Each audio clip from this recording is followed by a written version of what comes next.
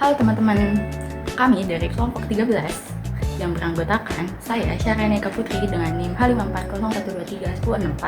Perkenalkan, aku Sandrina Olivia dengan NIM H5401231021. Nama saya Mauluda Arjunustia Brilian, NIM A2401231138. Nama saya Misi Fania Voli Sukono dengan NIM H3401231117 dari Departemen Agribisnis.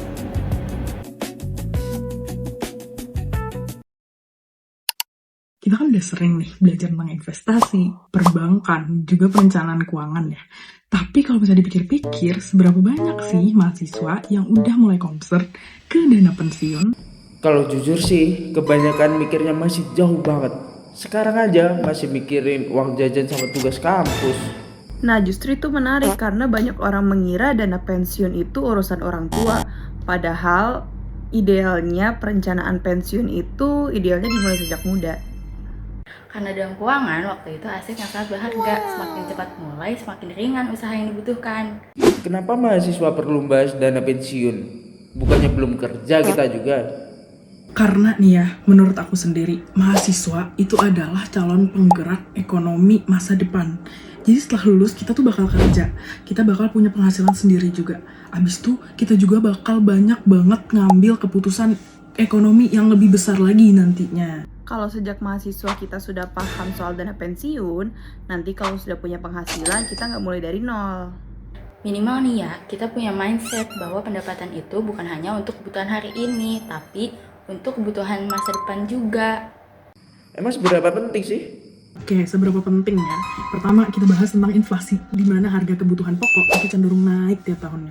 Artinya apa? Artinya uang yang kita pegang sekarang nih ya, itu belum tentu sama nilainya di masa depan. Misalnya, hari ini kebutuhan hidup itu 4 juta, 20 atau 30 tahun kemudian bisa jadi itu tuh nggak cukup. Kedua, usia harapan hidup makin panjang. Banyak orang yang hidup sampai usia lanjut. Nah, biaya yang diperlukan juga lebih banyak setelah pensiunnya.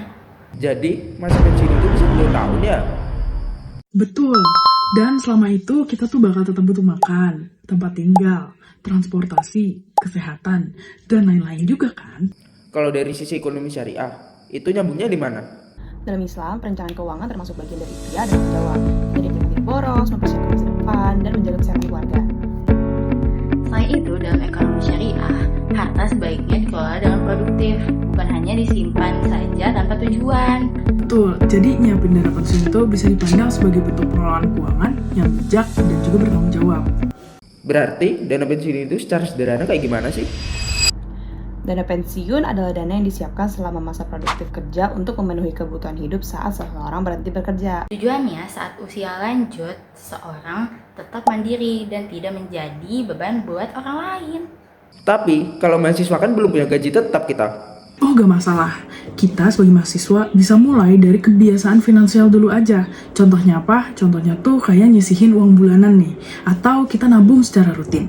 Atau juga bisa dengan investasi, tapi dengan nominal yang kecil-kecil dulu aja. Contohnya, mahasiswa yang menyisihkan 100.000 sampai 200.000 per bulan secara konsisten, walaupun nominalnya kecil, membangun disiplin itu jauh lebih penting. Karena saat kerja nanti, kebiasaan itu tinggal diperbesar nominalnya.